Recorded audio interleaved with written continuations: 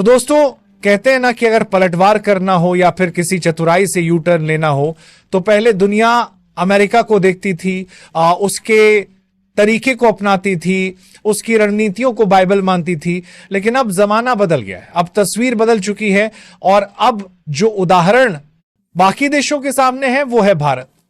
क्योंकि इस बार अमेरिका नहीं बल्कि भारत ने चाल चली है, और ऐसी चाल चली है कि अमेरिका की सबसे बड़ी टेक कंपनियों की नींव हिल गई है। गूगल, एप्पल, माइक्रोसॉफ्ट जैसी दिग्गज कंपनियों की बुनियाद तक काम गई है और अमेरिकी राजनीतिक गलियारों में सन्नाटा छा गया है।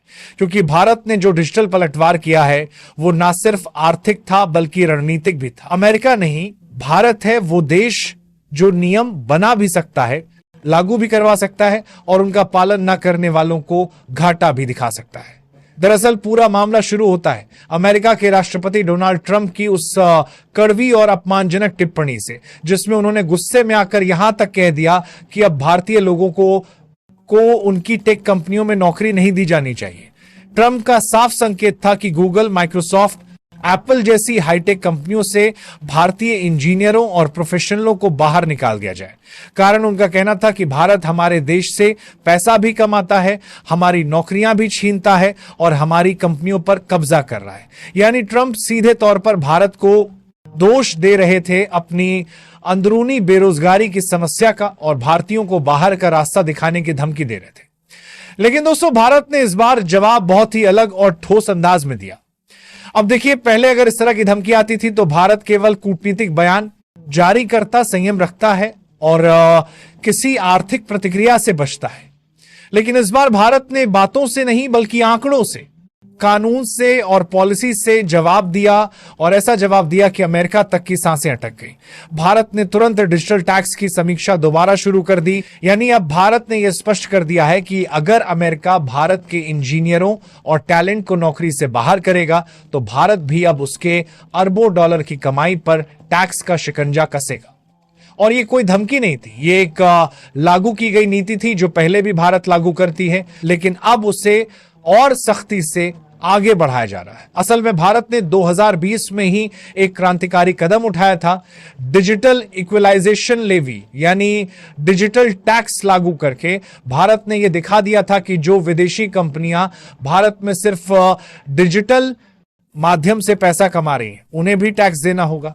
यह टैक्स दो स्तरों पर लगाया गया। एक 6% का टैक्स उन कंपनियों पर जो भारत में ऑनलाइन विज्ञापन सेवाएं देती हैं, और दूसरा 2% का टैक्स उन्हीं कॉमर्स कंपनियों पर जो भारत में डिजिटल सामान या सेवाएं बेचती हैं। यह एक ऐतिहासिक कदम था क्योंकि इससे पहले विदेशी कंपनियां भारत से अरबों की कमाई करती थी, लेकिन टैक्स के नाम पर वो बहाना बना देती थी कि उनका भारत में कोई स्थायी कार्यालय नहीं है, इसलिए टैक्स देने की जरूरत नहीं। लेकिन भारत ने कहा कमाई भारत से हो रही है तो टैक्स भी भारत में देना पड़ेगा। अब जब ट्रंप ने हाल ही में भारतीय इंजीनियरों को अमेरिका से बाहर निकालने की धमकी दी तो भारत ने भी चुपचाप नहीं बैठा, बल्कि उसी डिजिटल टैक्स को और आक्रामक तरीके से लागू करने के संकेत दे दिए। भारत ने साफ कर दिया कि अगर जरूरत पड़ी तो 2% टैक्स को बढ़ाकर 4% और 6% को 8% कर दिया जाएगा। और ये केवल शब्द नहीं है दोस्तों, इसका सीधा असर अमेरिका की सबसे बड़ी कंपनियों की कमाई पर पड़ेगा। आइए आंकड़ों की बात करें तो अकेले गूगल हर साल भारत से लगभग 4000 करोड़ की कमाई करता है, अमेज़न 3500 करोड़, एप्पल 1000 करोड़ से ऊपर और मेटा यानी फेसबुक और इंस्टाग्राम भी 1000 करोड़ से ज्यादा का रेवेन्यू जनरेट करती हैं। इन सभी कंपनियों का मिलाकर देखा जाए तो भारत से इनका कुल वार्षिक रेवेन्यू यह साल 1.2 लाख करोड़ से भी ज्यादा है। तो इन कंपनियों को हर साल हजारों करोड़ का घाटा झेलना पड़ेगा। अब आप सोचिए कि भारत स्थिति को सिर्फ भावनात्मक स्तर पर नहीं बल्कि आर्थिक और रणनीतिक स्तर पर कैसे हैंडल कर रहा है। पहले अमेरिका यह मानकर चलता था कि भारत जैसे देश सिर्फ टेक्नोलॉजी खरीदने वाले होते हैं, नियम मानने वाले होते हैं, लेकिन अब भारत खुद नियम बना रहा है और अमेरिका जैसी ताकतों को मजबूर कर रहा है कि वह उन नियमों को माने। और यही बात अब अमेरिकी संसद में चर्चा का विषय बन चुकी है।